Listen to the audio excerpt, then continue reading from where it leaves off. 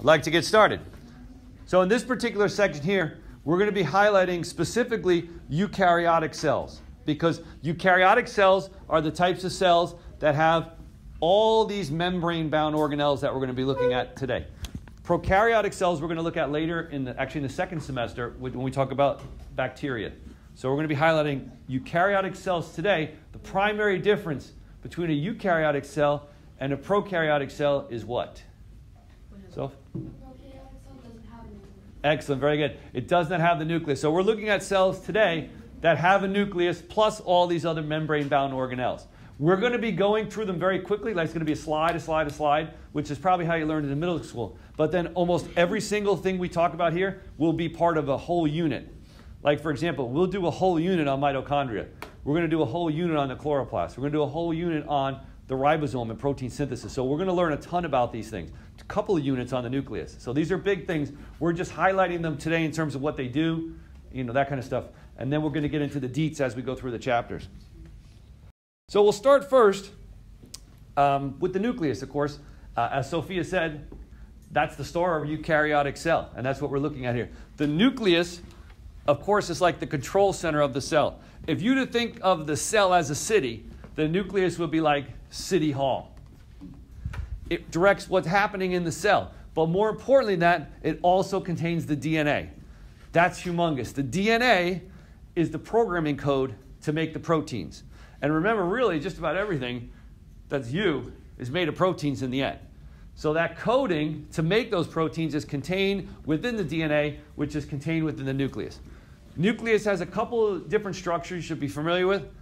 First is the nuclear envelope, which is a membrane that's lined with pores. It has tons of pores because the genetic information that's stored in the nucleus has to leave the nucleus to go to the ribosomes for protein synthesis. So it has to be able to pass through the nucleus. Inside the nucleus is, of course, the genetic material. It's called chromatin. It's called a chromosome and becomes a chromosome only during the period of the time when the cell is getting ready to reproduce. So when you think of chromosome, you probably think of this here, this X, right? It doesn't always look like this. Only part of the time does it look like this. The rest of the time it's chromatin. And there's also the nucleolus, which you can kind of see down here, this black region here. That structure is responsible for making the ribosomes, which are the organelles responsible for protein synthesis. So that's the nucleus to start. Now the nucleus generally when people think of the cell, they think of like three distinct regions. They think of the cell membrane on the outside, which is the last part of the unit, but not going to be included on the test. There's the nucleus, and then the other region they think of is the cytoplasm, which is the jelly-like material that really fills in the cell. It occupies like all the space between the nucleus and the cell membrane. It's also the space where the organelles are. And the word organelle like literally means little organs. So the organelles are like analogous to the organs in a larger organism. And these are like all the tiny parts of the cell that do all the jobs that make the cell happen. So what we'll do these next few minutes is we're going to highlight some of the major organelles found in eukaryotic cells. And these will be the things that will make up the later chapters we'll be talking about in the textbook. This is from section 7.2 when you do the reading. Okay. And this is what we're doing the thing link on these organelles here. So first organelle, the ribosomes. The ribosomes are composed primarily of protein and RNA, a special type of RNA called rRNA, which stands for ribosomal RNA. And basically your ribosomes are like, if you think of a city, I'm going to go with the terrible city analogy the whole time today. If you think of a city, thanks Angela, I always can count on you. I got that recorded too, that you're the only one who laughs at my jokes. Anyway, the ribosomes, if you think of the cell city, the ribosomes will be like factories. And these factories are responsible for making proteins. Remember, proteins are so important. We already talked about them in the last unit, one of the macromolecules. From making up the stuff, helping facilitate reactions. They do all kinds of things. But they're primarily made in the ribosomes. The ribosomes are located in the vicinity of the nucleus in an area called endoplasmic reticulum. A special type of endoplasmic reticulum called rough endoplasmic reticulum. And if you want to be cool, like me, you could call it ER. They usually refer to it as rough ER or smooth ER. It's called rough ER because it's lined with all those little tiny bumps. Those are all ribosomes. The endoplasmic reticulum, when you're trying to identify, like say you had a cell to label, when you're labeling a cell, you can generally identify the endoplasmic reticulum because it's located in the vicinity of the nucleus. Now, I said just a little bit about the nucleus a few minutes ago. Can anybody think of why the endoplasmic reticulum might be located in the vicinity of the nucleus? Because since it's responsible in aiding in the process of making proteins, it should be close to where the DNA is kept so that it can be close to know how to make DNA. Excellent. Yeah, that's a great answer. Exactly. Yeah. Because the genetic information has to be sent from the nucleus out to the ribosomes, it only makes sense that it should be located in the vicinity, and that's where it is. So the rough ER, rough endoplasmic reticulum, contains the ribosomes, and the ribosomes are the location where proteins are assembled from the directions contained within the DNA. Now, the endoplasmic reticulum, which we just mentioned a little bit, there's two different varieties, rough ER and smooth ER. This is basically an internal membrane highway transport system, if you like. It does quite a few things. Not only does it help with the facilitation of making the proteins with the ribosomes, it also assembles lipids. It's also like a transportation system to move material to other parts of the cell. It includes the rough ER and also the smooth ER. The smooth ER, there are no ribosomes. In that area, that's where lipids will be assembled, and it's also responsible for helping to detoxify things. Like, for example, maybe you're taking some type of medication. Okay, a lot of medications are detoxified through the liver. So you would find a high concentration of smooth ER in liver cells. For the interruption, at this time, all members of the Ladies Maverick freshman volleyball team should be dismissed again. Okay, so that's the endoplasmic reticulum. Now, the endoplasmic reticulum, if you were thinking of it as something, you could think of, you know how every city has like that area where they have like all the factories located, kind of? Like, I forgot what they call it. The industrial area, I guess is a good term. The industrial park, that's kind of what that is. Okay. Now, related to the endoplasmic reticulum is the Golgi apparatus, a.k.a. Golgi complex, a.k.a. Golgi bodies. These guys here look a lot like the endoplasmic reticulum if you look at them in the picture there. One of the easiest way to tell the difference is they're generally located further away from the nucleus. And sometimes they're also surrounded by these circular sac-like vesicles, which you can see in the picture here, these structures here. The Golgi apparatus are kind of like FedEx or UPS. Their responsibility is to take what's being produced, like in the endoplasmic reticulum in terms of proteins, these kind of things, other things produced in the cell. They package it, modify it, and then ship it out to the cell, or actually beyond the cell. That's what the secretion word means there. Can be secreted out of the cell through the cell membrane. It could be packaged in one of these little vesicles, and then it could actually diffuse out of the cell to somewhere else, maybe another cell, into your blood vessels, into your bloodstream, whatever. Okay, so that's the Golgi complex. But it does look a lot like the endoplasmic reticulum, but like I said, usually it's located a little bit further away from the nucleus than the ER. Lysosomes, going again with the city motif, the lysosome is the garbage company. They're responsible in the cell for picking up like the debris, dead organelles, stuff that's toxic in the cell, getting rid of the waste, all that stuff. It collects it up. These are the lysosomes here in the picture here. Lysosomes package them up in vesicles and then deliver them to the cell membrane and out in a process called exocytosis, where it pushes them out. That's what exo means. And you can actually also see in this picture here some examples of the Golgi bodies. And you can see they look a little bit like the endoplasmic reticulum. So that's the lysosomes. Organelles include the vacuoles. Vacuoles you find in plant and animal cells, but they're different. In plant cells, you traditionally find like one major central vacuole.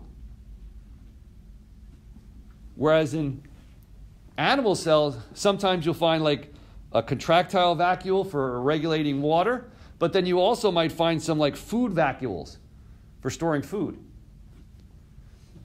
Vacuoles are storage chambers. That's exactly what they do. Like in the animal cell, the contractile vacuole will regulate the amount of water in the cell, push it, expel it, or whatever, so the cell doesn't rupture. In a plant cell, the central vacuole here not only contains the water, it also provides support to the cell.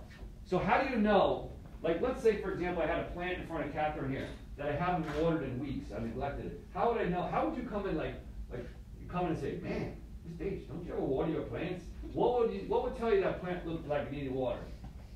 Maybe it's drooping? Yeah, it's drooping. Why is it drooping? Do you know?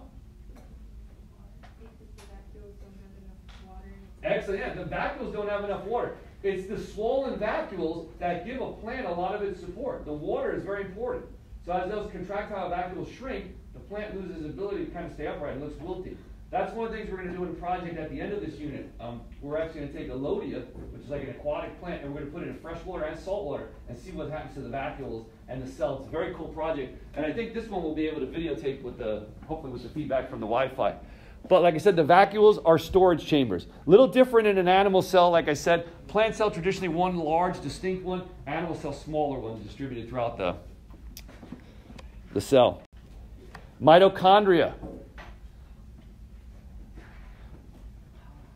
Oh, thanks, David. Say it again. Powerhouse. That's the one everybody always remembers. The mitochondria is like the rock star of the cell organelle world, yeah. But it's not only because it's the power pack. There's some cool stuff I'm going to reveal to you right now that a lot of people don't know.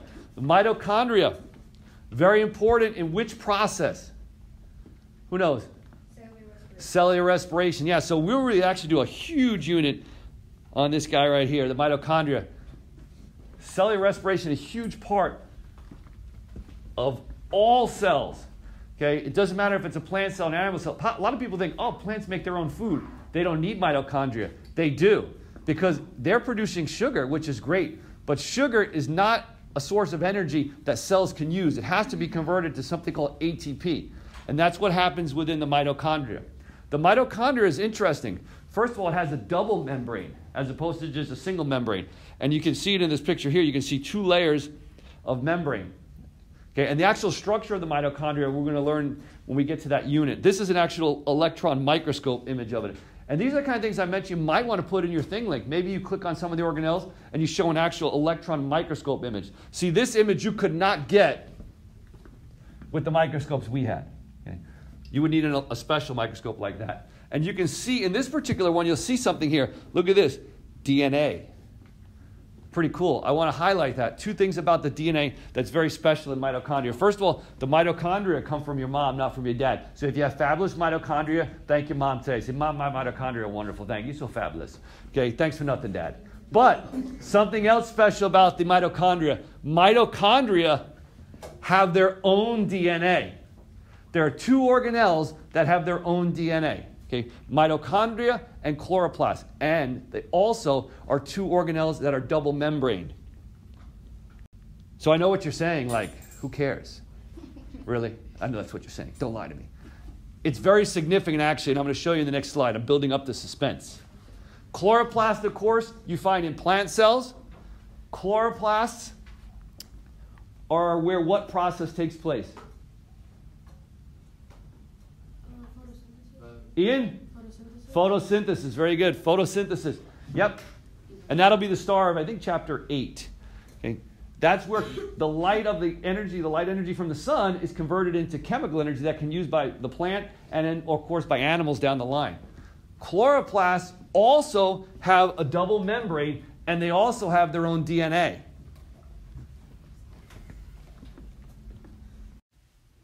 So again, I know you're saying to yourself, so what? Well, here's so what. A little interesting trivia that you might want to share around the dinner table tonight with your family. Did you know some scientists believe actually, once upon a time, mitochondria and chloroplasts may have actually been bacteria? And that perhaps they were actually engulfed by a larger bacteria. And then over time, as the cell divided from generation to generation, these structures were passed along with them. The theory is called endosymbiosis. And this theory is used by some scientists to explain how prokaryotic cells eventually over time evolved into the eukaryotic cells today that we know of and that we're studying about in class. Check out the next slide. So this is kind of how the theory works. Scientists believe it really began with two independent bacteria. Imagine the purple one might be an early form of the mitochondria or the chloroplast, and it got engulfed by another bacteria. And once it was living inside that bacteria, they found the arrangement to be beneficial. They were living in what's called a symbiotic relationship, maybe even both benefiting each other mutualistically. And the relationship was so beneficial that every generation, successively down the line, when they reproduced, that relationship was maintained from generation to generation.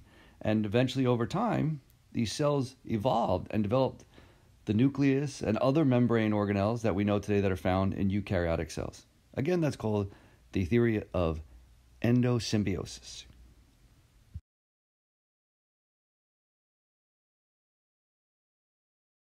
The cytoskeleton. The cytoskeleton is a combination of two words, cyto and skeleton, which really means cell skeleton, like literally. They have their own support system like we do. I know you say, but they're so flat. They're only flat to us. In their tiny little world, they are not flat. So they have their own little support system of filaments and materials, protein-based stuff that actually supports the cell and gives it its shape. There are two main groups, microfilaments and microtubules. The microfilaments help the cell move, help it contract, when it's twisting and stuff like that. And it's primarily composed of a protein called actin. You can see an example of it here. Your microtubules are tubule, which means they're hollow. And these guys are helpers involved in things like cellular reproduction. They're part of cell division when they form the centrioles, which we'll look at. They can also be used in some types of motion as well. And just to give you an idea, so you can see it here, these are some close-up ones, but those are units of nanometers. That's very, very tiny, like 25 nanometers. That's like, see how there's no space between my fingers? It's less than that. So that's very tiny. That was a terrible example. But anyway, a nanometer is very, very, very small. So they're very tiny because they're making up the parts that support the cell. Now, if you were to contrast the cells, let me show you this. Look at that cell for 1 second right now. Who can tell me what type of cell that is? Chris?